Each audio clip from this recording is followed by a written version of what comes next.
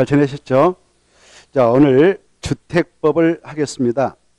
이 주택법은 부동산 공법 40랑 중 7문제가 나오고, 그리고 그 내용은 많지는 않습니다. 그래서 전략적으로 이 주택법을 좀 공부하셔가지고 최소 5문제 이상 마치도록 했으면 좋겠습니다.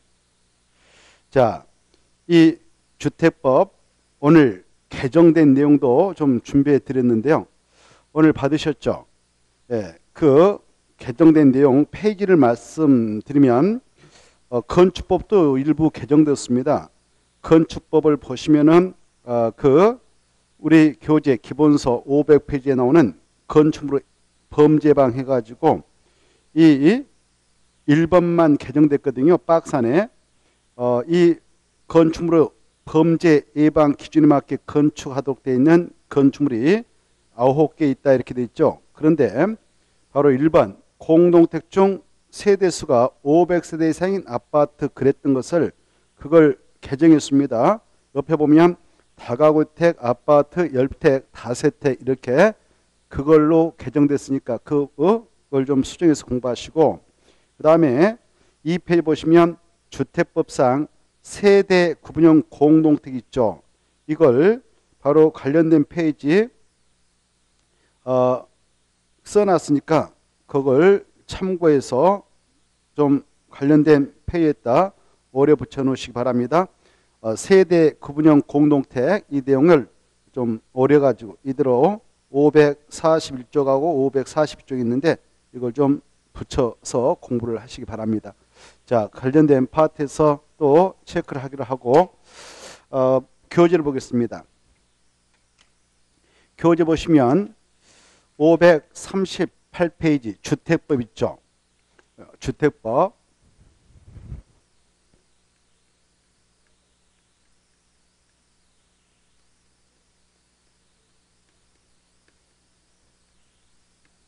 일곱 문제 취지이고요.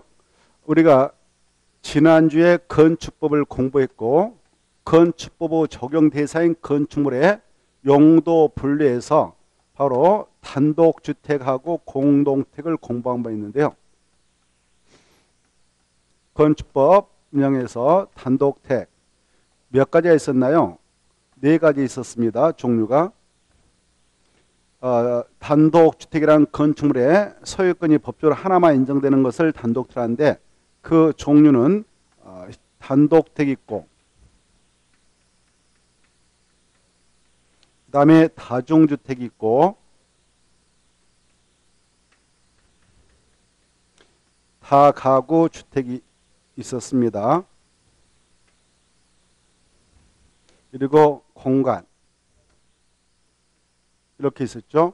그 다음에 공동택 종류 4가지가 있었습니다.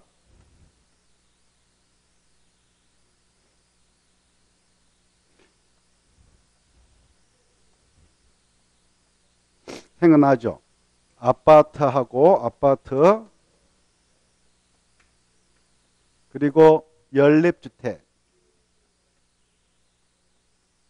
그렇죠. 다세대 주택,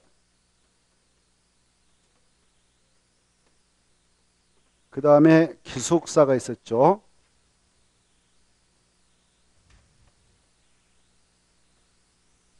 이렇게 8가지 주택이 있습니다.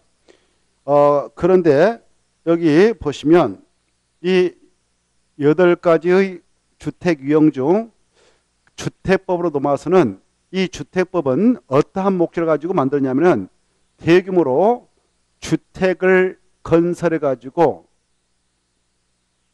대규모의 주택을 건설해서 공급하여 우리 국민들의 어서 오세요. 자, 우리 국민들의 주거 안정에 국민들의 주거 안정을 도모하기 위해서 만든 법입니다. 그리고 주택시장의 관리를 위해서 주택의 수요와 공급, 그 시장, 주택시장 관리를 위해서 만들어졌는데 바로 이 국민에게 주택을 건설해가지고 공급해가지고 국민의 주거안정을 도모할 수 있게 한 주택은 여기 보시면 건축법상 단독택은 3가지, 공동택 역시 3가지만 우리 국민에게 건설 공부해서 주거안정을 도모할 수 있고요. 이 공직자에게 주는 주택인 공간, 학교 내 학생, 공장 내 종업원을 위해서 공급되어질 수 있는 기숙사, 이것은 주택법으로 넘으면 주택의 종류에서 벗어납니다. 주택의 종류에 해당하지 않습니다. 그래 주택법상 주택이라고 하는 것도 바로 구조를 기준해서 2가지로 구분됩니다. 단독주택하고 그 다음에 공동주택으로 구분이 되는데,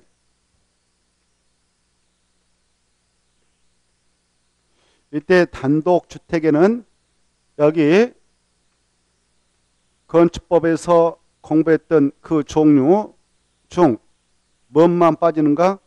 공간. 그리고 공동택도 기숙사만 빠집니다. 그리고 나머지 3가지는 같습니다. 이렇게. 자, 작년에는 이걸 가지고 한 문제 출제했습니다. 어떻게 나왔느냐? 주택법령상 주택에 해당하지 않는 거, 해당한 거, 이렇게 해서 이 6개를 알고 있는가를 출제했습니다. 이거 알겠죠? 그래 이 주택법은 이 단독택을 한 집, 2집 이렇게 표현하는데, 단독택 하나, 둘, 우리는 한 동, 2동 이렇게 하잖아요. 이걸 호란 말 씁니다. 1호, 2호, 이렇게 3호, 이렇게. 여기 보십시오. 그리고 공동택은요, 이렇게 한 동, 아파트 뭐 2동 이렇게 건설할 수 있는데요. 이 한 동만 하더라도 각각의 구분세권이 인정되고 구분 등기를 할 수 있는 공간인 그 각각의 세대가 있습니다.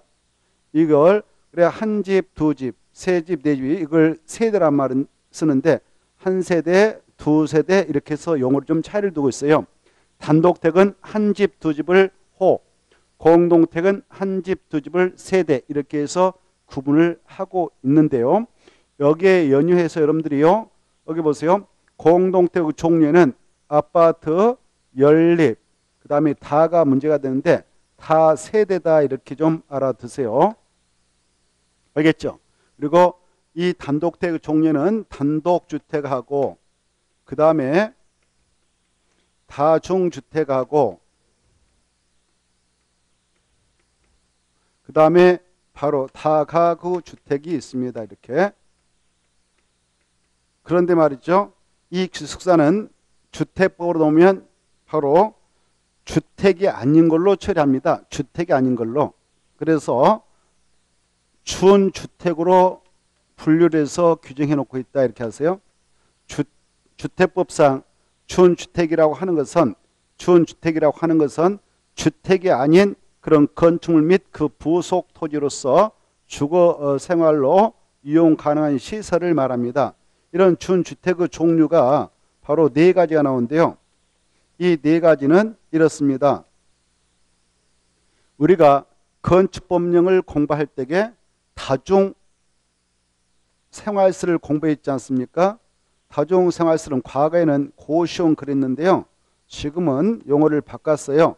다중생활시. 이 다중생활시라고 하는 것은 그것으로 사용되고 있는 하나의 건축물 안에서 그걸로 사용되고 있는 바닥면적 합계가 500제곱미터 이상이고 또 미만이냐에 따라서 이상이냐 미만이냐에 따라서 그걸 2가지로 분류해서 규정을 해놓고 있었는데, 여기 보세요. 500제곱미터 이상인 것은 숙박시설이다라고 건축법 시행령에서 건축물 용도 분류 파트를 통하여 규정하고 있었습니다.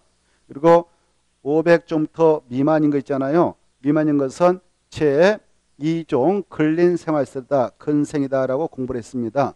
그래 이때 2종 근생이든 숙박시설이든 불문하고 이 주택법으로 넘어서는 다중생활시설은 준주택의 종류로 분류해서 규정하고 있음을 이해해 두시고, 그 다음에 이 기숙사도 마찬가지입니다. 기숙사도 준주택으로 분류를 해놓고 있다는 것. 그리고 학생복지주택까지 포함해서 학생복지주택까지 포함해서 준주택으로 분류하고 있습니다. 그 다음에 노인복지주택, 이것도 준주택으로 분류하고 있고요. 그 다음에 우리가 건축법 영상에서 건축물 용도 분류 파트상 바로 그 업무시설로서 오피스텔을 공부한 바 있는데요. 오피스텔. 이 오피스텔도 준주택으로 분류를 해놓고 있습니다. 이게 아주 중요합니다. 그래 이때 준주택은 다기노 이렇게 해서 기억을 해 두셔야 되겠죠. 이런 것들을 꼭 알아주시고, 자, 그래 이 주택법상 주택이라고 하는 것은 크게 두 가지가 있다. 단독하고 공동. 그리고 단독은 세 가지, 공동 세 가지 있는데, 이런 주택을요, 보세요. 이 한 집, 두 집을 호란 말 썼죠. 이 단독택을 건설할 때 최소 30% 이상 건설 공급을 하게 된다. 공동택 세대 말 썼죠. 그걸 30세대 이상 대규모로 건설 공급을 하게 된다. 그럴 때 적용을 하자라는 법이 주택법입니다. 이런 대규모 주택건설 사업을 하기 위해서 보세요. 대지를 조성을 하게 되는데요. 이 대지 조성 사업을 하게 되는 규모가 1만 제곱미터 이상이다. 그럴 때 적용을 시키겠다 해서 만들어져 있는 특별법이 바로 주택법입니다. 이런 대규모 주택건설 사업과 대지 조성 사업을 하게 된 자를 사업주체랍니다. 사업주체. 이 사업주체가 이런 대규모 사업을 하게 될 때는 바로 사업계획서를 작성해요. 사업계획서를 작성해서 바로 주택법에 의거하여 사업계획 승인권자에게 사업계획 승인을 신청하게 되고요. 이때 사업계획 승인권자, 이런 사업계획 승인 신청이 들어가면은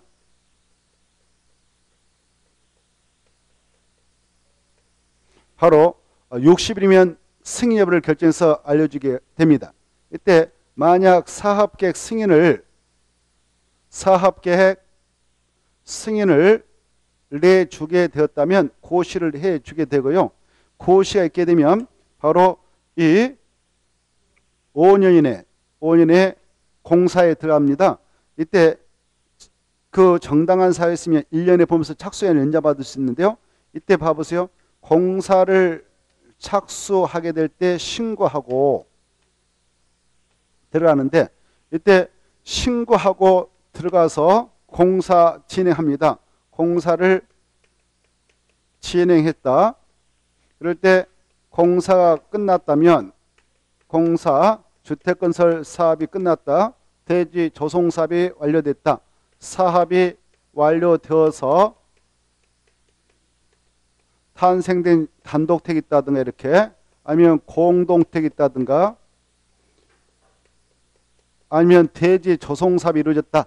그랬을 때는 여기 보십시오.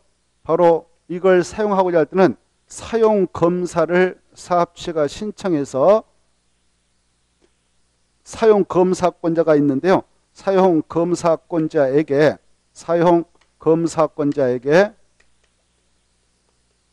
신청해서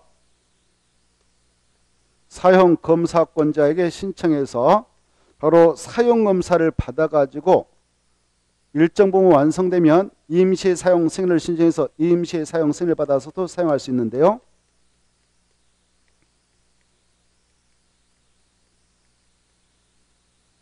이렇게 사용을 하도록 하자라는 법이 주택법입니다. 이렇게 이런 절차를 우리가 오늘 살펴볼 예정입니다. 그리고 사용검사 신청이 들어가면 바로 사용검사권자는 15일 이내에 사용검사를 해주게 돼. 이렇게. 자, 이런 내용을 쭉 이따 체크를 하겠는데, 이런 내용을 구체로 살펴 들어가기 앞서서 이 법에 나오는 용어의 뜻들을 보겠습니다. 용어의 정의를 살펴보기 앞서서 하나 더 말씀드리면, 여기 바로 주택법 하며 봐보세요. 주택법 하면 최소 몇 호 이상 건설하게 될 때 적용한다고 그랬습니까? 30호. 공동택은 몇 세대? 30세대. 그 다음에 대지는 아까 얼마요? 1만 종대 이상. 다만 이 한옥 같은 경우는 한옥 같은 것은 50호 이상으로 건설 공급할 때 적용됩니다. 그러면 이 규모 미만이다 그럴 때는 무슨 법에 하여 이런 주택을 건설해서 우리가 공급받아서 이용하느냐? 건축법입니다. 건축법상 건축주로서 건축가가 신청해서 허가받고 바로 2년에 공사에 들어가고 공사 들어가서 끝나면 그 건축법에서는 사용 승인을 신청한다 하죠. 사용 승인을 허가권자한테 신청하면 허가권자가 7인에 검사에서 합격하면 사용 승인서를 교부해주고 사용 승인서를 교부받아서 사용을 하게 되는 건데요. 주택법 그 흐름이 다르다는 걸 유념하시기 바랍니다. 바로 여기는 사업계획 승인을 신청한다. 그리고 공사가 끝나면 사용검사를 신청한다. 이렇게. 그리고 이 주택법상 건축주란 말을 쓰지 않고 사업주체라는 용어를 쓴다. 이렇게 좀 차이점을 알아두시면 좋겠습니다. 자, 그러면 교재를 보면서 체크를 하죠. 538페이지 용어의 정의를 보면 1번 그리고 주택이 나오고요. 주택은 단독택 3개, 공동택 3개, 묶음을 쳐버리세요. 공부하기 좋게. 그래, 이 주택이라고 하는 뜻이 나옵니다. 야, 주택법의 적용 대상 주택이 무엇이냐? 주택이라고 하는 건축물 있지 않겠습니까? 이렇게 주택이란 건축물이 있는데 이것을 주택으로 전체를 써도 또 일부만 주택으로 써도 주택의 개념에 포함합니다. 여기 보세요. 주택이란 그때 하나의 주택을 말해. 하나의 주택이란 세대의 그때 한 세대란 말이에요. 한 세대의 구성이 장기간 독립된 주거 생활을 할 수 있는 구조의 건축물 전부뿐만 아니라 일부도 건축물로 주택으로 보고 그리고 그 부속된 토지도 주택을 구성하는 중요한 부분을 차지하고 있기 때문에 이 부속된 토지도 주택의 개념에 포함된다 이거 아시고 이런 주택은 구조를 기준해서 단독주택하고 공동주택으로 구분되며 이 단독택은 3가지가 있다. 그리고 공동택 3가지가 있다. 여기까지가 오른쪽 페이지 연결되어집니다. 여러분은 한눈으로 그걸 종류를 꼭 봐두세요. 그 뜻은 이미 우리가 건축법 시행에서 보았던 그 뜻을 그대로 적용하므로 그 뜻은 여러분이 꼭 확인해 두시고 빠른 속도로 한번 볼까요? 아파트는 주택으로 쓰는 층수가 몇 개층 이상이다? 5개층. 그 다음에 연립과 다세대는 주택으로 쓰는 층수가 4개층 이하로서 주택으로 쓰는 한 개 동호 바닥 면적 합계가 660제곱미터를 쳐가면 무엇일까요? 연립 이하이면 다세대 이렇게. 그리고 다가주택은 3가지 요건을 갖춘 것으로서 공동택 아니어야 되죠. 다중주택도 3가지 요건을 갖춰야 된다는 거 아셔야 돼요. 다중주택이라고 하는 것은 학생, 직장인 등 많은 사람이 거주하도록 되어 있는 그런 구조의 건축물로서 각실은 독립된 주거 형태를 갖추지 않아야 되고 주택으로 쓰는 층수는 3개층 이하이며 그리고 주택으로 쓰는 한 개 동호 바닥 면적가 얼마입니까? 330제곱미터 이하. 그리고 이 다가구 주택이라고 하는 것은 주택으로 쓰는 층수가 몇 개층 이하입니까? 3개층 이하. 주택으로 쓰는 한 개 동호 바닥 면적가 660제곱미터 이하. 몇 세대 이하가 거주하도록 되어 있어야 됩니까? 19세대. 여기까지를 정확하게 좀 깨뚫도록 노력하시고 넘어가서 보시면 540페이지 조금 전에 설명한 것이 박스 처리에서 나오니까 그걸 좀 봐두시고 준주택까지 꼭 봐두시기 바랍니다. 그 다음에 이제 가로 4번 이 국민주택과 민용주택 그리고 가로 3번 국민주택 규모까지 여러분은 잘 비교해서 정리해 두셔야 됩니다. 자, 바로 이 주택법상 주택의 종류는 크게 단독하고 공동밖에 없습니다. 주택법상 나오는 주택하면 둘 중 하나다. 단독하면 공동, 단독하면 공동 이렇게 딱 각인을 시켜 놓으시고 그다음에 이제 이 단독주택이 됐던 공동주택이 됐던 불문하고 바로 그것이 국민주택으로 탄생될 수도 있고 민영주택으로 탄생될 수가 있어요.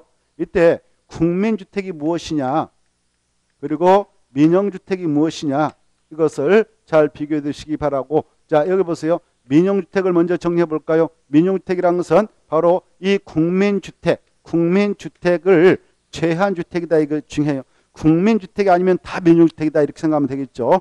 근데 시험에 나왔습니다. 민영주택이라는 것은 민간 건설업체가 건설 공급하는 주택을 말한다. 이렇게 나왔는데 틀리는 겁니다. 그게 아니고 뜻이 그래요. 민영주택이란 국민주택을 제한 주택, 국민주택이 아니면 다 민영주택이다. 이렇게 알아주십시오. 그러면 국민주택 뜻을 정확하게 알면 되지 않겠습니까? 국민주택 뜻은 중요하고 작년에 또 출제되었습니다. 작년에 아까 여기서도 아까 한 문제 나왔다 했죠. 주택법. 아까 주택의 종류, 주택법상 주택은 6가지가 있다 그랬죠. 6가지. 그것도 한 문제, 이것도 한 문제 이거. 자, 그래 이 올해도 역시 이걸 우리가 가볍게 봐서는 안 됩니다. 먼저 국민주택이라고 하는 것은 아주 공적 성격이 강해요. 그래서 법적으로 이것은 무주택 세대주에게만 공부한다 이렇게 써놓으세요. 무주택 세대 구성원에게만 공급을 하게 되어 있습니다.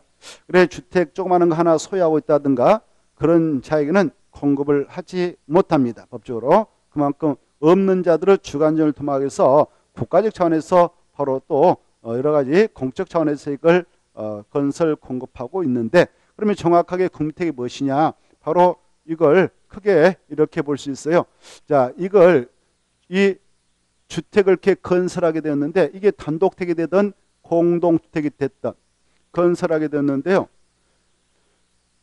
단독택이든 공동택이든 건설이 되어졌는데 건설했던 주체가 국가라든가 지방자치단체 아니면 한국토용사, 지봉사 이런 국지공이 건설했습니다. 건설했는데 그 규모가 국민주택 규모, 국민주택 규모의 주택으로 만들었어요.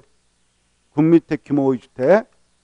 이때 국민주택 규모라고 하는 것을 잘 알아주셔야 돼요. 3번 나왔잖아요. 3번에 국민주택 규모가 무엇이냐? 국민주택 규모라고 하는 것을 정확하게 여러분은 이해할 줄 아셔야 됩니다. 자, 보세요. 국가가 지방자치단체가 공공기관하고 할 수 있는 한국토용사, 지봉사가 건설했는데 그 국민주택 규모만 국민주택이 되는 것입니다. 국민주택 규모라는 것은 이렇게 전국토 중 여기가 수도권이다. 수도권이라는 것은 서울특별시, 인천시, 경기도에 있는 31개씩을 말하죠. 수도권의 경우는 단독택은 1호당, 공동택은 1세대당 몇 종부터 이하를 말하냐? 85제곱미터 이하 주거천연문적. 이것만 국민주택이 되는 겁니다. 그래서 국가 지방자치단체 한국토지사 지방공사가 건설했는데 수도권에 있는 땅에다가 건설했건만 단독택, 공동택 1호 1세당 주거천연면적이 85제곱미터를 초과했다고 하면 민영주택이 되겠죠. 여기까지 이해해 두시고 그 다음에 이 국민주택 규모라고 하는 것은 수도권은 85제곱미터 이하. 역시 봐보세요. 비수도권, 여기 비수도권 중 그 용도적이 도시지역이다. 그럴 때에도 바로 85제곱미터 이하의 주택을 말합니다. 국민주택. 그리고 이 비수도권 중 도시역이 아닌 읍면적 있잖아요. 읍면적, 시골에 읍면적. 여기는 땅값 사니까 여기에서는 얼마까지를 국민주택 규모로 인정하느냐? 100제곱미터 이하. 여기까지를 알아두세요. 자, 그 다음에 이 국민주택이라고 하는 것은 또 여기 보십시오. 국가가 가지고 있는 돈, 그걸 재정이라고 합니다. 지방자치단체가 가지고 있는 재정 아니면 국가에서 지금 국민주택 건설 그에 따른 대지 조성 사업을 할 때 쓰려고 적립하고 있는 기금이 있습니다. 그걸 주택 도시 기금이라 하는데요. 이 기금이라고 하는 자금을 지원받았습니다. 지원받아가지고 건설을 하던 기존의 것을 개량하던 그러한 주택으로서 역시 국민주택 규모 주택을 말한다. 여기까지를 알아두세요. 자, 그 다음에 이제 오른쪽으로 넘어오셔서 541페이지 바로 그 국민주택 했고요. 541페이지 2번 보십시오. 주택규모 강화 이 말 나올 거예요. 주택규모의 강화 찾았나요? 자, 그건 좀 읽어두실 필요가 있는데요. 기출된 바 있습니다. 국토교통부 장관께서는 주택의 수요와 공급을 수급이라 하죠. 수급을 조정할 필요가 있다. 수요와 공급을 조정할 필요가 있다. 우리 서민들은 큰 주택 수요하지 않습니다. 필요를 하지 않습니다. 적은 평이지만 주택 좀 있으면 좋겠다는 생각을 갖고 있지 않겠습니까? 그런데 이 사업 주체가 큰 것만 건설 공급을 하게 됨으로 말미암아 우리 서민형 주택이 부족해 나갈 수가 있단 말이에요. 그래서 이 기준을 둬 가지고 그걸 관리하고 있는데 이 국토교통부 장관께서는 주택의 수요와 공급을 적절하게 조정할 필요가 있다 하면 이 주택법상 주택을 건설 공급하려는 사업주에게 바로 주택 건설을 하려는 그 전체 세대수 호수 대비 75%까지 그것도 체크해요. 75% 이하까지 마지막에 국민주택 규모로 건설을 하게 요구할 수 있다. 이렇게 국민주택 규모에다 체크해요. 국민주택 규모로 좀 전에 했죠. 국민주택 규모는 서민형 주택입니다. 수도권과 비수도권형 도시형 85제곱미터 이하 그리고 비수도권형 도시 아닌 읍면적은 100제곱미터 이하를 말했죠. 그 정도 이하로 건설을 몇 번까지 하도록 요구할 수 있냐? 75%. 예컨대 A라는 사업체가 1000세대를 건설하려고 한다라고 할 때 750세대까지는 국민주택 규모로 건설을 해라라고 요구할 수 있는 권한이 있습니다. 그 다음에 바로 이 없는 자들이 만드는 조합이 있어요. 그게 주택조합입니다. 또 근로자를 고용하고 있는 그 고용자가 있습니다. 이네들에게는 100%까지도 요구할 수 있다 이렇게 보시고 6번 이 세대군용 공동택은 바로 작년에도 나왔지만 또 나옵니다. 그래서 이것도 좀 잘 받으셔야 돼요. 세대 구분형 공동택 이거 꼭 시험에 나오니까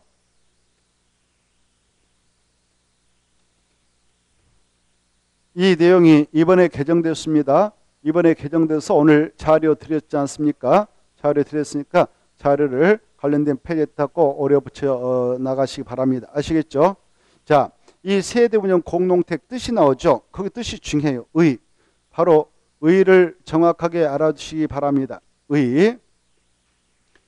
공동택의 세대운영 공동택이라고 하는 것은 자, 세대운영 공동택이란 그 공동택이 이렇게 있습니다.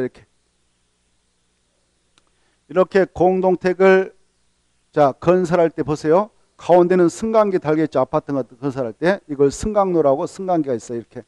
그래 이 101동을 건설하는데 건물 배치도를 이렇게 101호하고 102호 이렇게 두 개 세대로 배치를 해서 설계해 들어간다 합시다. 그 평수는 좀 큽니다. 바로 이거 예컨대 한 100 이게 평수로 환산하면 60평 이렇게 그냥 60평짜리 평이란 말 여러분이 익숙하니까 평이란 말 써서 안 되지만 그래 각 세대의 모양수를 60평으로 해서 바로 배치도를 넣으려고 합니다. 그런데 법적으로 이렇게 건축이 이루어지면 이쪽 101호, 102호 집 있잖아요. 이것은 한 세대가 되는 거예요. 한 세대. 그리고 주택으로 말하면 한 개의 주택이 되는 것입니다. 하나의 주택에서 바로 법적으로 소유권이 구분 소유권이 하나 인정될 수 있는 거예요. 구분 소유권이. 그리고 구분 등기를 해가지고 별도로 거래 대상으로 인정을 해주죠. 이렇게. 이때 이 주택 이걸 하나의 주택이라고 그래. 하나의 주택 내부를 이렇게 여러 개로 구분합니다. 이렇게.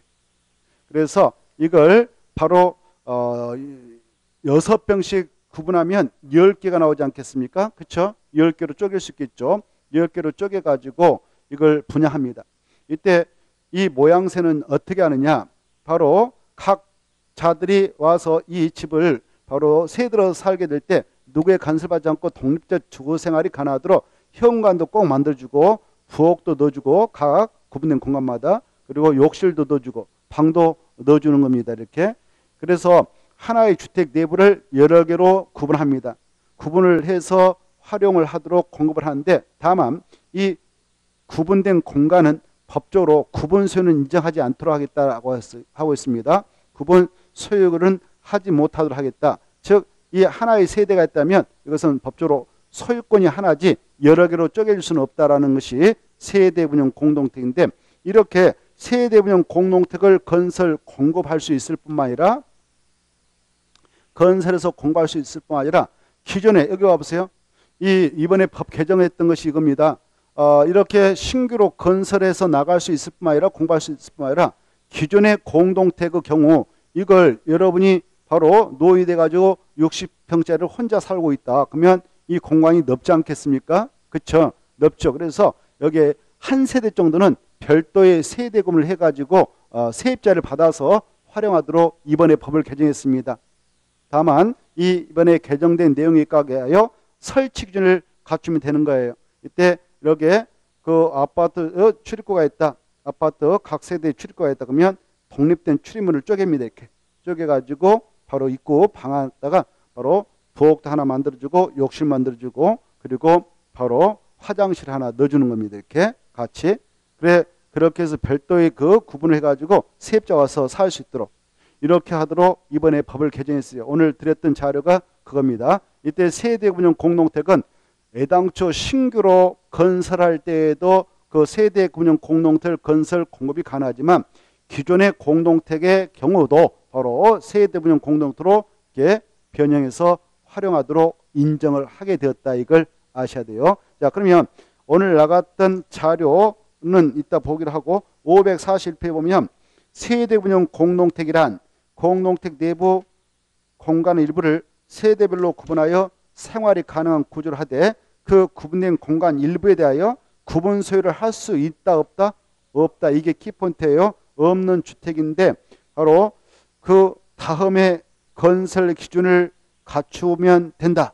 이것은 이제 기역, 니은, 딕을 리얼 있잖아요. 이것은 이렇게 신규로 건설 공부할 때 이 요건을 충족하면 되는 것입니다. 그때 세대분용 공동택의 세대별로 구분된 각각의 공간마다 별도의 욕실, 부엌, 현관 꼭 설치 제공하고 그다음에 하나의 세대가 통합하여 사용할 수 있도록 세대 간의 연결물 또는 경량구조 경계를 설치할 것.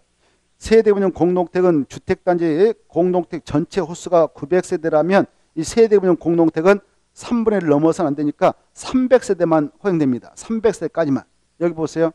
이렇게 세대분용 공동택을 건설 공급을 허용하고 있는데 각 세대를 다 이렇게 이걸로 만들어 보면 이 단지에 바로 900세대를 넣는다. 배치한다. 900세대 다 이렇게 해버리면 한 세대만 10개로 쪼개더라도 10가구 와서 독립적으로 생활할 수 있지 않겠습니까? 세입자가. 그러면 이 단지에 차량이 어마어마 증가해서 주차난이 발생할 수 있고 이 단지의 모양새가 완전히 주거 환경이 열악해져 버릴 수가 있어요. 별의별 사람들이 와서 세대가 살고 나가게 됨으로써 주거 환경이 열악해질 소지가 있다고 보아서 이런 세대운영 공동택은 이 단지의 전체 세대 호수가 900세대면 900세대를 다 이렇게 할 수 없고 얼마까지만 가능하다? 3분의 1까지 즉 300세대까지만 세대운영 공동택으로서 설계를 하도록 허용하겠다 이겁니다. 그 말이고요. 그 다음에 리얼 이 세대분용 공동택의 세대별로 구분된 각각의 공간의 주거 전용의 합계가 이렇게 세대분용 공동택의 전용 면적 아까 300세대를 이렇게 하고 900세대 중 300세대 나머지 600세대는 그렇게 못합니다. 그랬을 때 세대분용 공동택의 주거 전면적 전체 합계가 이 안에 들어설 900세대 전체 합계 역시 3분을 넘지 않도록 규제받습니다. 그리고 가로에 보면 이 세대분용 공동택의 건설과 관련해서 주택건설 등을 기준 등을 적용하는 경우 세대분용 공동택 세대수는 그 구분된 공간의 세대 관계없이 여기 보세요.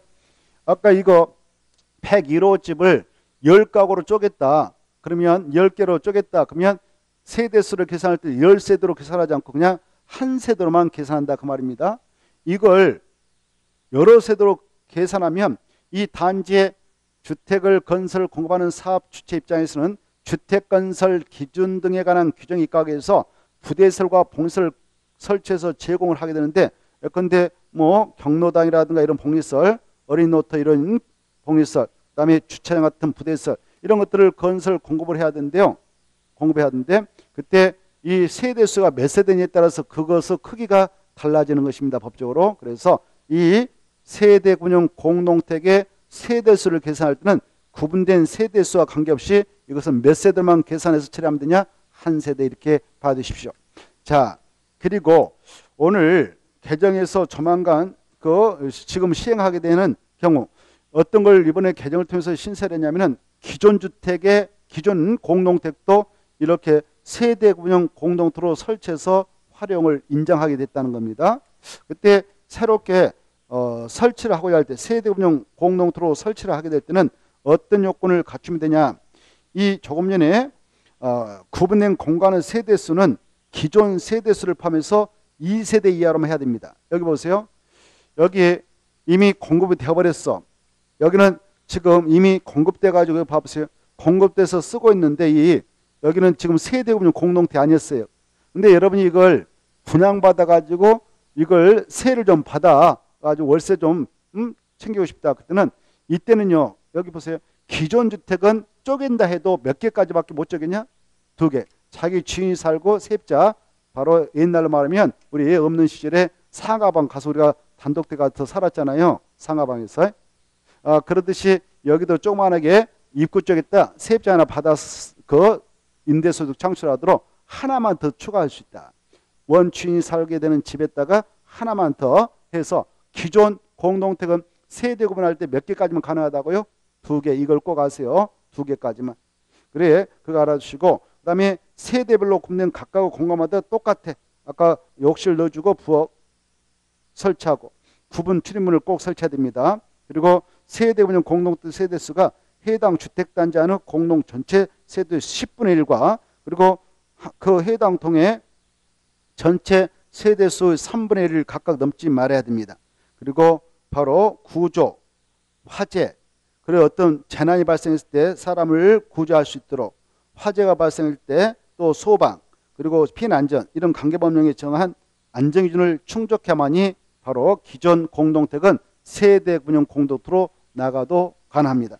자, 그 다음에 이제 바로 이어서 도시형 생활택을 보겠습니다. 이 도시형 생활택은 바로 최근에 도입된 새로운 유형의 주택인데요. 이것도 시험에 출제가 되곤 합니다.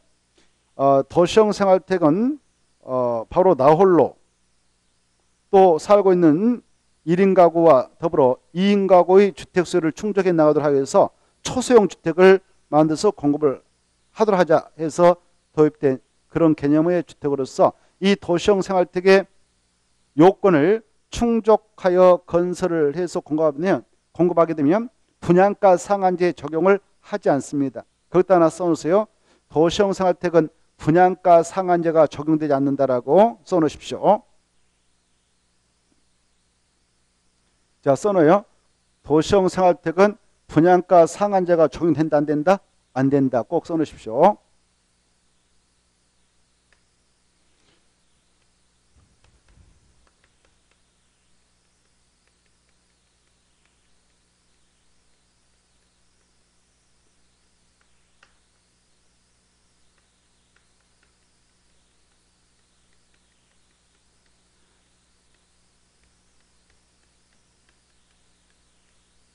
그래, 이 도시형 생활택을 건설 공급하는 사업체가 임의적으로 분양가격을 정해서 공급하도록 인정하고 있습니다. 이 주택의 건설 공급을 촉진해 나가도록 유도하고자.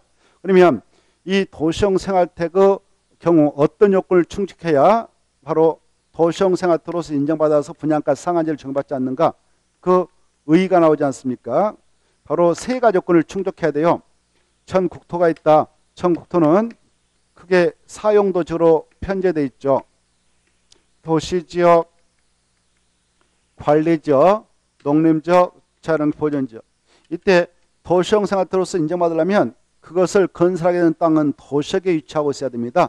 여기다 건축하면 도시형 생활택이 아니다 그 말이죠. 첫째 요건. 그 다음에 두 번째, 이 도시역에다가 땅 준비해서 주택 단위를 만듭니다. 그때 단지를 조성해서 이 안에다 여러 세대를 만들어서 들 때에 그 규모는 300세대 미만이어야 돼요.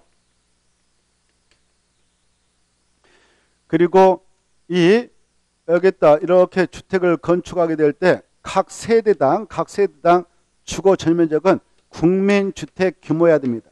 국민주택 규모. 도시역에서의 국민주택 규모는 아까 최고가 몇 정부터 이하였나요? 85정부터. 그래서 이 도시형 생활택은 바로 저기 봐보세요. 이것은 주택은 주택인데 저기 보면 주택법상 주택은 두 가지가 있죠. 단독하고 공동. 그렇다면 이것은 어디에 속하냐? 공동택에 속한다 이렇게 하세요. 공동택. 알겠죠? 공동주택에 속한다 이렇게 하시고 이 도시형 생활택은 일단 세 가지 요건을 꼭 충족해야 된다. 도시역에다 건설하고 300세대 미만으로 건설하고 그리고 군택 규모로 건설하는데 이런 세 가지 조건을 갖춰서 건설 공급되어질 때 그 유형은 역시 몇 가지가 있느냐? 이것도 역시 세 가지가 있어요. 그 세 가지의 경우는 이렇습니다. 이 역세권 근처에 있는 땅을 사가지고 주택단을 줘서 이렇게 주택단, 도시에 있는 역세권 근처에 있는 땅을 사가지고 주택단을 만들어요. 거기다 바로 연립택을 건설하면 단지형 연립택이라 하고, 단지 조성해서 그 안에다가 바로 다세대를 넣으면 단지형 다주택 이렇게 해요. 그리고 단지 만들지 않고 땅 사가지고 도시에 있는 땅 사가지고 300세 미만으로 이렇게 바로 주택을 넣어서 만듭니다. 이걸 원룸주택이라, 방을 하나 만들어서 주는 것, 원룸주택. 이 연립이라든가 다세는 방 2개를 넣어서 주는데 이것은 방 하나만. 그래서 이렇게 세 가지형의 주택으로 만들어서 공부할 수 있습니다. 그러나 단지형 아파트, 단지형 기숙사형은 없습니다. 이름을 정확하게 알았어요. 단지형 연립택하고 단지형 다주택, 원룸택이 있다. 종류는 이때 단지형 연립이 단지형 다주택을 이렇게 건축할 때요, 바로 이 안에 세대수는 300세 미만이어야 되고, 그리고 각 세대당 전용 면적은 국민택 규모의 85점 이하로 만들어서 공부하면 됩니다. 이렇게. 그런데 말이죠, 이 사업주에게 바로 또 인센티브를 주어서 이것들을 건설을 유도하자 해서 바로 이거 보세요. 단지형 연립택, 단지형 다세택을 이렇게 만들어낼 때는 그냥 건축인의 심의를 거쳐서 주택으로 5층까지 건설을 허용하게 됐다는 거. 건축을 5층으로 주택을 5층으로 건설하게 됐다 해서 아파트를 하지 않겠다. 그냥 단지형 연립, 단지형 다세택으로 인정합니다. 그리고 이 원룸택은요, 바로 건설 공부할 때 이렇게 원룸택을 이렇게 건설 공부한다. 그럴 때 이렇게 건설 공급할 때 각 세대 모양새, 이것은 네 가지 조건을 꼭 갖춰야 돼요. 각 세대는 여기 땅속이라면 지하층에 따른 절대 설치해서는 안 된다. 그리고 각 세대는 독립된 주거 형태가 되고 또 독립된 주택의 거래 객체가 되고 구분수익권의 대상이 되고 구분 등기가 가능하도록 각 세대당 욕실과 부엌을 꼭 설치 제공하도록 요구하고 있습니다. 각 세대당. 그리고 각 세대 모양새는 주거 전용 면적이 50제곱미터 이하야 됩니다. 방 하나만 넣어주니까. 그리고 이때 방 하나하고 욕실, 부엌을 넣어주는데 이때 각 세대의 모양새는 욕실 및 보일러실을 제한 나머지 공간은 하나의 공간으로 구성을 해야 돼. 다만 그 면적이, 주거 전용 면적이 얼마 이상이면 2개 공간으로 해도 합법적인가? 30제곱미터 이상. 이걸 꼭 봐두시기 바랍니다. 자, 이렇게 원룸주택을 건설 공급해 나갈 때 바로 이 사업체가 한동에다가 법적으로 허용만 된다면 300세대 미만으로 만들 수 있어요. 300세대 미만. 많게는 299세대까지 만들 수 있겠죠. 자, 이때 이렇게 만들 때 말이죠. 보세요. 이 원룸주택을 단지형 연립택 건설할 때, 단지형 다주택 건설할 때 그 속에다 함께 건축은 못하도록 규제하고 있다. 이렇게 하십시오. 알겠죠? 자, 그리고요, 여기 보십시오. 이 원룸주택을 건설하게 될 때에는 여기에다가 바로 이 원룸주택을 관리하는 관리인이 들어가서 가족 4인가 그러면 독립된 주거 형태 가지고 살 수 있어야 되겠는데 이 전용 면적이 큰 것 50밖에 안 되니까 바로 4인 가구가 들어와서 생활하기는 힘듭니다. 그래서 특별한 예를 들어 가지고 여기다 85제곱미터를 초과하는 한 세대는 이 원룸주택하고 함께 건축을 할 수 있도록 허용하고 있다. 이게 중요해요. 그리고 이 사무직에 근무하고 있는 자들이 많이 살고 있는 그 땅이 준주거적이고 상업적인데 상업적과 준주거적에서 이 원룸주택을 건축하게 될 때도 바로 이렇게 도시형 생활주택 외의 이런 일반 주택하고도 함께 건축을 하도록 허용하고 있습니다. 그 내용을 여러분께서는 바로 543페이지를 통해서 체크를 해 두시기 바랍니다. 543페이지 복합건축에 제한해 가지고 하나의 건축물에는 도시형 생활주택과 그 밖의 주택을 함께 건축할 수 없고 또 하나의 건축물에는 단지형 옆택과 단지형 다주택을 함께 원룸주택과 함께 건축할 수 없다. 그러나 다음의 경우는 가능하다. 1번, 2번 이것은 허용되는데 1번, 2번 중요표에서 꼭 알아두시기 바랍니다. 그 다음에 밑에 있는 주택들은 참고로만 읽어보시고 나올 가능성이 희박하니까 넘어가셔서 가로 4번 보죠. 가로 4보면 토지 임대부 분양주택이 있죠. 자, 이 토지 임대부 분양주택이라는 것은 바로 이렇습니다. 이렇게 저 주택법상 주택을 건설해서 공급하는 사업주죠. 사업자. 이 사업자가 토지에 대한 지분하고 주택에 대한 소유권을 함께 묶어서 분양하게 되면 이 분양가가 높아서 없는 서민들은 분양받기 힘들단 말이에요. 그래서 이 토지에 대한 소유권은 그냥 이것을 그 건설했던 사업자가 그대로 가지고 있고 사업자가 그리고 이 분양하게 되는 분양주택과 그에 따른 뭐 복리설 이것만 분양받은 자들이 소유권을 분양받아 하겠다라는 것이 토지 임대부 분양주택이다 이렇게 하는 거예요. 토지 임대부 분양. 그래서 주택의 소유자하고 땅 소유자가 분리되어 있는 주택이다 이렇게 이해하시되 이때 4-1번 보시면 4-1번 보면 이때 토지 임대부 분양주택의 토지에 대한 임대차가 몇 년이라고 한다? 40년 이거 하나 봐두시고 넘어옵니다. 넘어오시고 넘어가서 546표 봐봐요. 540 아까 그것만 딱 수업 시간에 말씀드리면 그걸 잘 찾아서 체크해 두세요.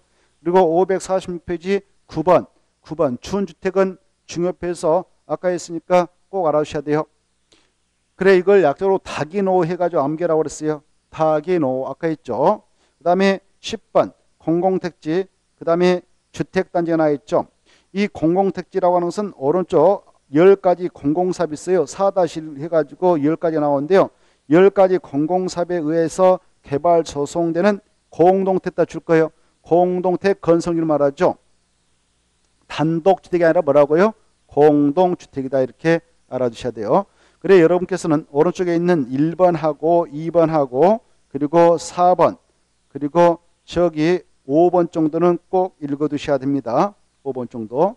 그래 이 10가지가 공공사업입니다. 10가지 공공사업에 하여 개발 조성되어지는 공동택 건설지가 공공택지인데 이 공공택지와 대응되는 용어가 민간택지예요. 민간택지가 있지 않습니까? 여기 보세요. 이게 민간택지다. 이 민간택지에서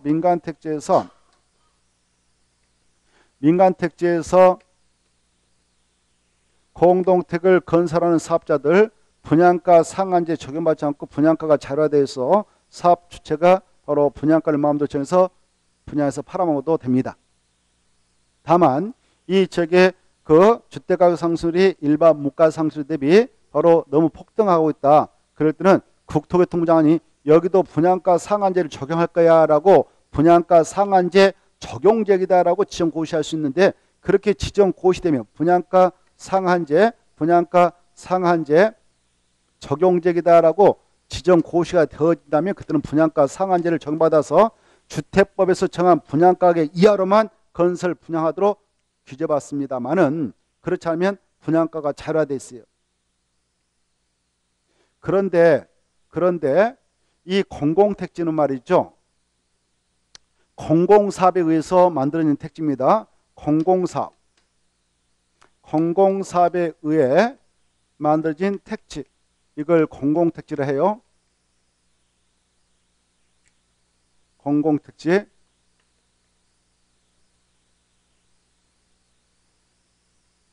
공공택지라는데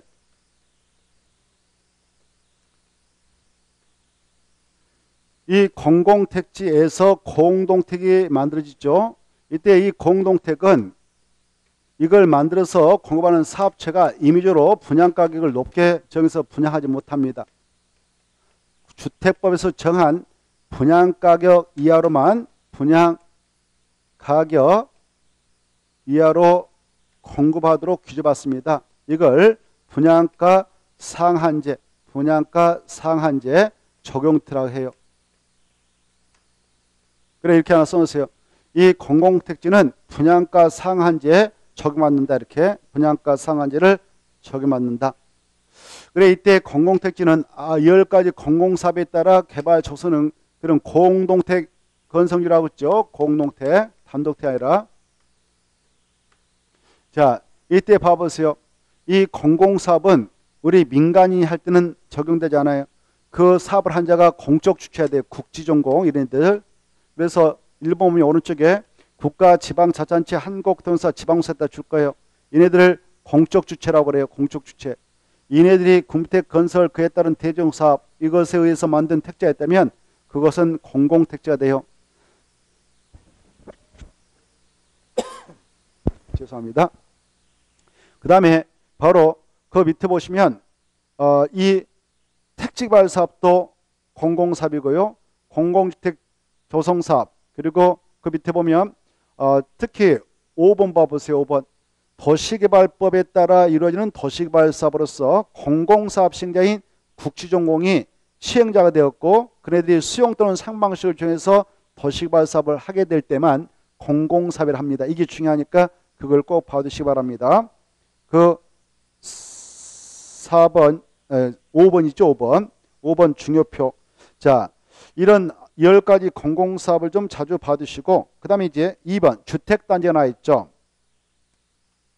이 주택단지라고 하는 거 또 잘 출제됩니다. 자, 이 하나의 주택단지 이렇게 있잖아요.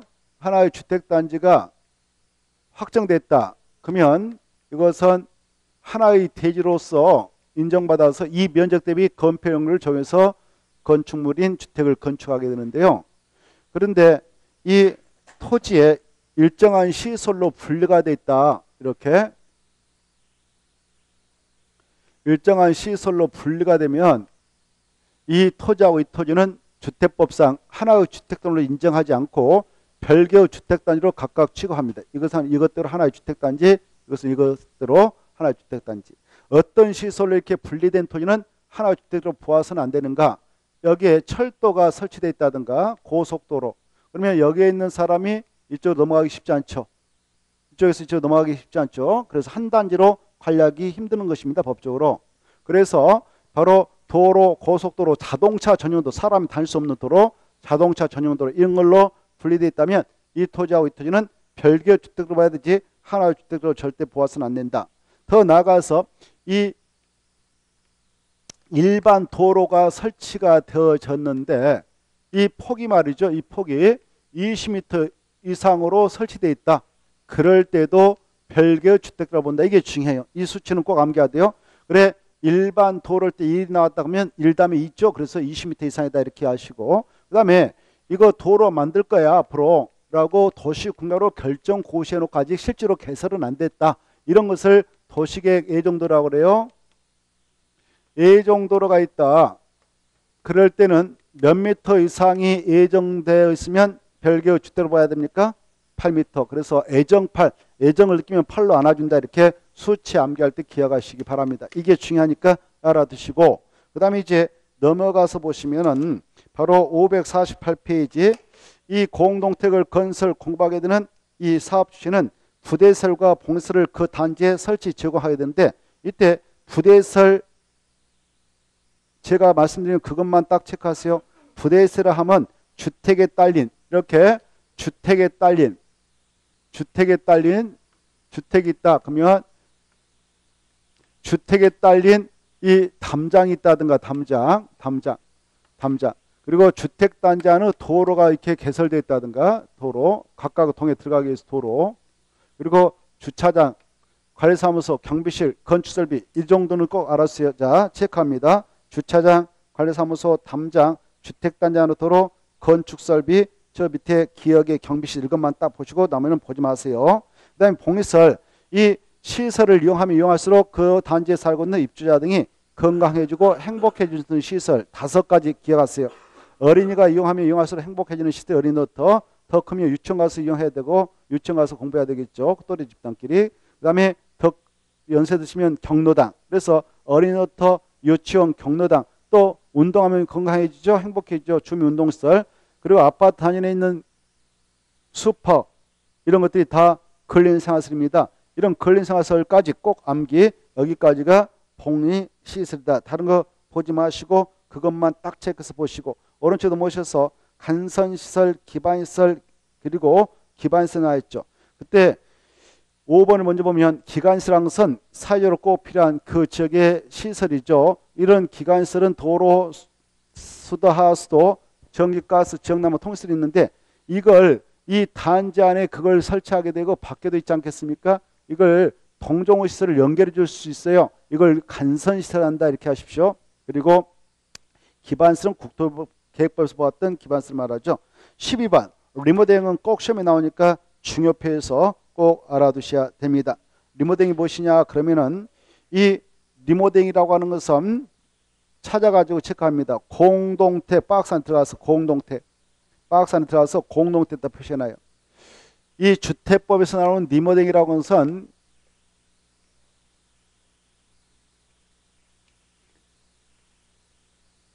저 아까 주택법상 주택하면 두 가지 있다고 그랬죠. 주택하면 단독주택하고 뭐예요? 공동택. 이 단독택을 여러분이 하나 샀다. 그러면 여러분이 알아서 관리하고 고쳐 쓰면 되는 것입니다. 그래서 바로 주택법상 리모델링은 단독택에 대해서는 적용하지 않고, 공동택은요 복도라든가 이런 것들이 있어가지고 계단 두 세대 이상이 함께 사용하는 공용물이 있거든요. 그래서 누가 그거 함부로 손 못 대잖아요. 그래서 합의하에 함께 뜯어 고치자. 이게 리모델링. 그래 리모델링이라는 것은 그 공동택의 건물이 있는데 노후학제 기능 향상을 위해서 두 가지를 하는 겁니다. 크게 고치는 대손 체크하고요. 대수선. 그리고 바로 대손하고 증축을 하는 것을 말합니다. 박스 안에 찾으세요. 박스 안에 증축 찾고 바로 대손 찾아서 2번, 3번 보면 증축 있을 겁니다. 공동택 보일 겁니다. 체크하십시오. 자, 여기 보십시오. 이 공동택에 건설해서 공급하여 사용하려 할 때는 공동택 있잖아요.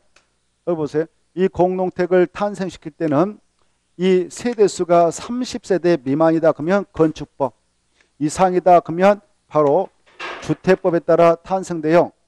이때 주택법에 탄생되면, 주택법에 근거해 탄생되면 사용검사를 받아야 되고요. 여기 사용검사를 신청해서 사용검사 받아야 사용할 수 있어요. 근데 건축법에 따라 탄생된 것은 사용승인을 받으면 돼요.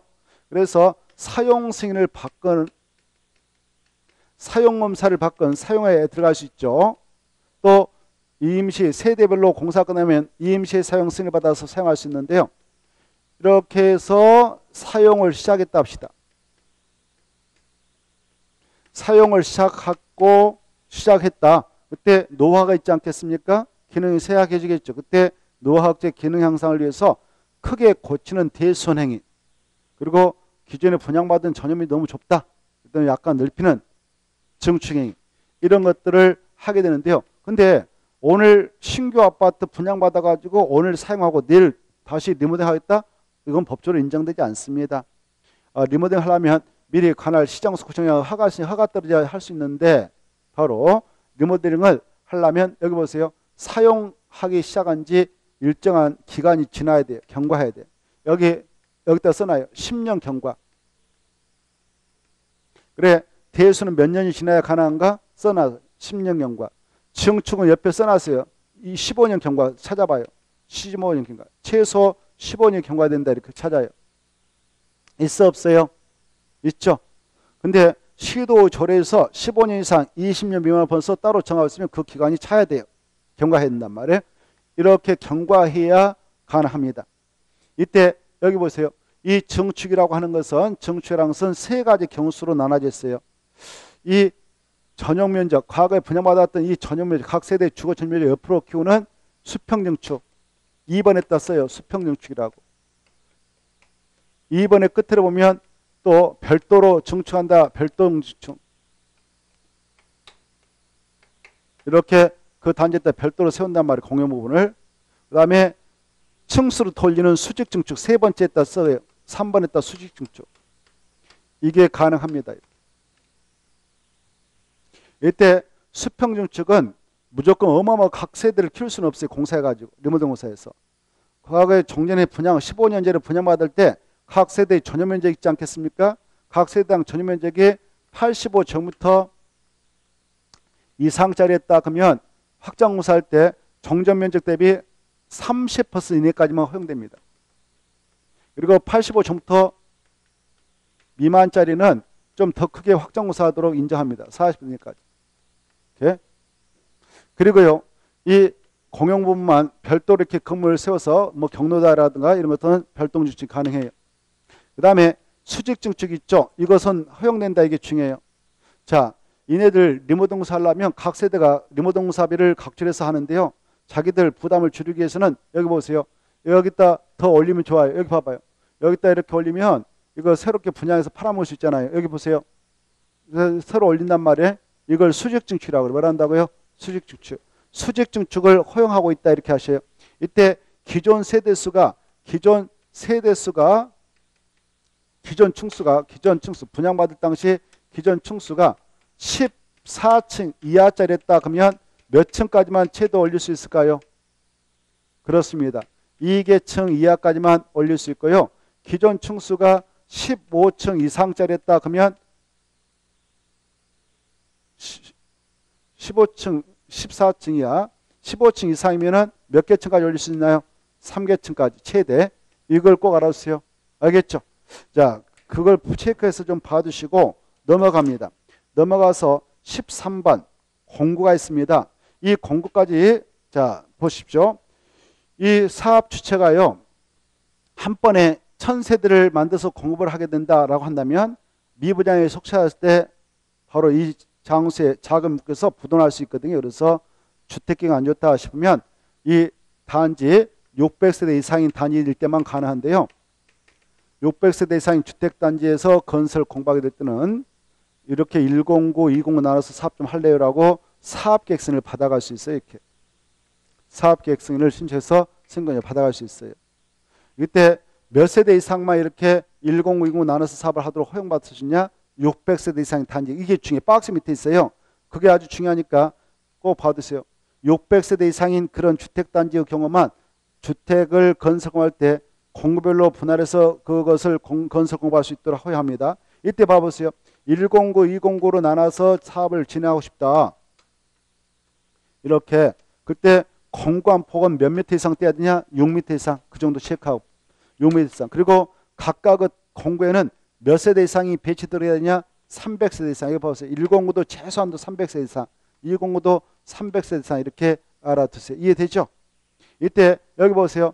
이때 사업계획서를 이렇게 하겠다라고 받아왔어. 공구별로 분할해서 건설 공부하겠다라고 사업계획서를 받아왔다면 사업계획서를 받아왔다면 이렇게 봐요. 사업계획서를 받아왔다면 바로 109는 5년에 공사에 착수해야 돼요. 109는 몇 년에 들어간다고요? 5년에. 여기 봐봐요. 5년에 들어가야 여기 봐봐요. 5년에 들어가야 되고 정당한 사유 있으면 1년 이내 보면서 착수안을 연장받을 수 있습니다만은 그러나 이 기간 내에 정당한 이유 없이 안 들어가면 사업계획 승인을 승인권자가 취소할 수 있습니다. 그리고요. 209는요. 바로 여기 보세요. 209는 최초의 공고에 대한 착공시부터 209니까 2년에 들어가면 된다 이렇게 하시죠. 209니까 몇 년에 들어간다고요? 2년. 5년 아니다. 2년이다. 2년에 보세요. 여기 봐봐. 2년에 만약 안 들어갔다 그러면 사업계획 승인을 취소할 수는 없다. 왜? 취소해보면 통째로 이 사업계획 승인이 취소되는 깨게 되니까 109에 완성된 것도 불법 건축물이 되어버립니다. 그래서 209는 설령 2년에 안 들어갔다 해도 사업계획 승인을 취소하지는 못한다. 이렇게 정확하게 이해해 두시기 바랍니다. 이따 체크를 할 테니까 이해를 미리 해두세요. 알겠죠?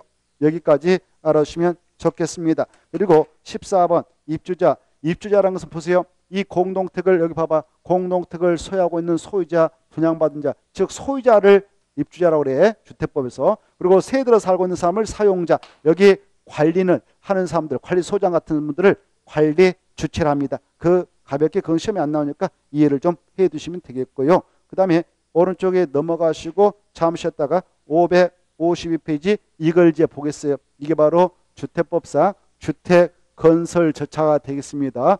주택건설 절차. 주택건설 절차를 조금 전에 말씀드렸잖아요.